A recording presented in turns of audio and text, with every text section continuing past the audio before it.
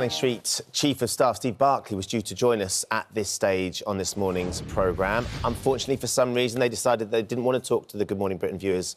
Apparently, he's too busy to come on. Well, earlier we heard from Mum Louise Bennett, who'd love to speak to him and have him speak to her because she buried her teenage son, Fred, on the 14th of May, 2020. At that time, only 10 people were allowed at the funeral. It was even difficult for people to see the cortege pass by. Just days later, Downing Street hosted a Bring Your Own Booze party, and Louise told us why she thinks Boris Johnson is unfit to serve as Prime Minister. I think he has to go. There's no way he can have any moral authority to lead the country. He was responsible for everything that happened in his house.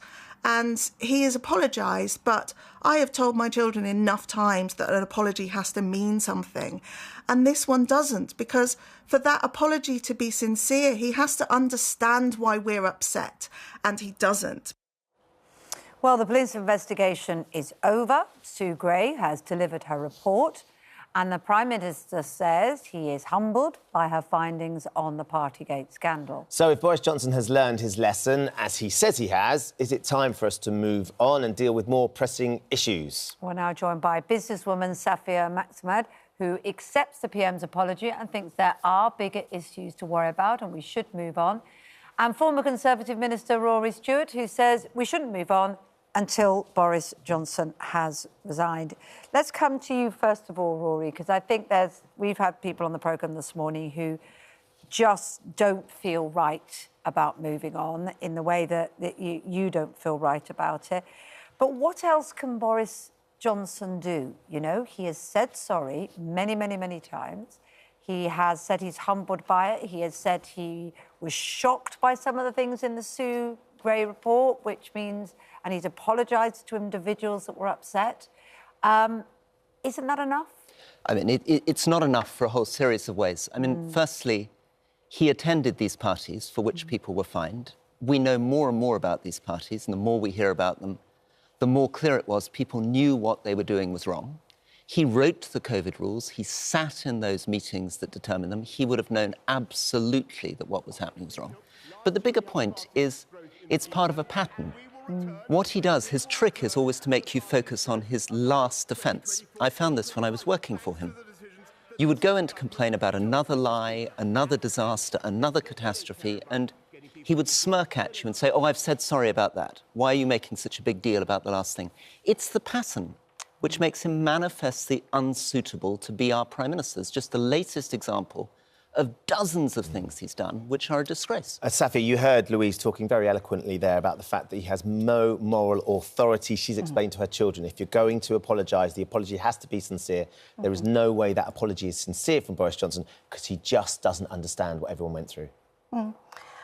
I completely understand where Louise is coming from, and I can't not justify what Boris has done. That is wrong. It's purely wrong. Having said that, I don't think he should resign. I actually think we need to hold him accountable for the reasons he sat there and done all these parties. But we've got much, much bigger issues, like triple crisis at the moment. We look at cost Louise of has living. buried her son. There are lots of people that weren't able to go to funerals, that weren't able to be by the bedside of all sorts of people. For her, and for lots of thousands of people in the country, there is nothing more serious than that. I agree. It's really, really sad, and we all lived it. But I do think we have bigger problems now. We need to focus on today's issue. We can't keep dwelling on the past. This has taken a year, Partygate talking. At the same time, cost of living crisis is spiraling out of control. We have energy bills. We have, in my business world, we rely on business to survive. But if we're not fixing today's issues, business are going to suffer. But the government could have carried on and fix those issues. There was nothing stopping them fixing it. And you said before that you think he should be held accountable. How much more can he be held accountable other than being asked to go? This is the thing, because of cost of living crisis, we should be asking him to tell us how he's going to fix that. So, so I think these two things are connected, unfortunately. The fact that he can't run what's happening in his own house, he can't run what's happening in his own office, also shows he can't run the country. It gives you a glimpse into why he's not fixing the cost of living crisis, why he hasn't dealt with the aftermath of coronavirus, because his whole personality, the lies, the bluster, the inability to focus, you can see it in this shameful disgrace over coronavirus parties, but you can also see it in the shameful disgrace the way he's running the country. But there was only one the Conservative MP stood up yesterday, Tobias Ellwood, to criticise the Prime Minister. We don't know how many letters have been submitted, but those politicians, those Tory politicians that potentially could bring a vote of no confidence, they aren't throwing their letters into the 1922 committee in their droves. And they're making an incredibly bad mistake. The Conservative Party is going to be destroyed in the next election because people consensus. I did an event yesterday, 2 events for the Rest is Politics podcast, 800 people. We asked anyone to stick their hands up who thought that he should stay in office. There was no support at all. They will lose their support right the way across most of these seats in the south and east of England because traditional Conservatives are disgusted and they sense not just that he's lied about this, but he cannot govern the country. OK, sorry, you I was going to say, we knew that before we voted him in. The country voted him in 2019 because he ran by saying, first of all, he prorogued the government or the parliament, and then everyone knew that was a lie because Supreme Court told us. But then we went and voted him in. So in that case, that's our consequences. We need to, us as the British people, we also need to actually take responsibility and focus on today's issues. Rory, that was the leadership contest. You went up against him. Yeah. What do you say to people who say, look, Rory Stewart's just bitter because he failed? Well, I went into the leadership contest saying he would be the most awful Prime Minister before he beat me because I'd worked with him very closely. All the things that you understand, anyone watching this understands about what makes a good boss, one of the central things is telling the truth. You can't lead a team if people don't know what you believe, if what you say and what you do are separated. You just can't inspire, you can't motivate, you can't lead. So I just feel so sad. I mean, I spend a lot of my time going around the world looking at countries that are broken. And they're broken because people don't trust their leaders. And in this country, we used to have some trust.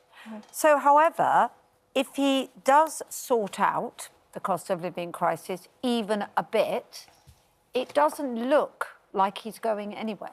I don't think, sadly, tragically for the country, that he can.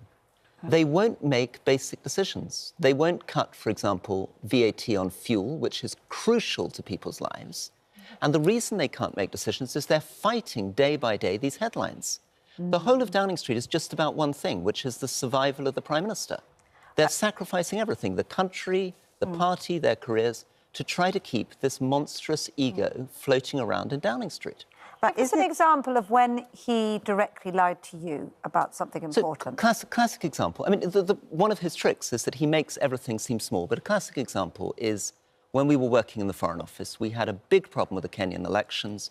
The Supreme Court had been shot up with guns. We'd all agreed a policy where we were going to be tough with the Kenyan Prime Minister. And then I read on Twitter, Foreign Secretary congratulates Kenya on a perfect election. Right, I go in to see him and I say, what have you done? We've just wasted all this time issuing a statement. This is a big, big international policy thing. Oh, I'm so sorry, Rory. I was just on my way to a meeting, just caught me on the phone. Sorry, I said this.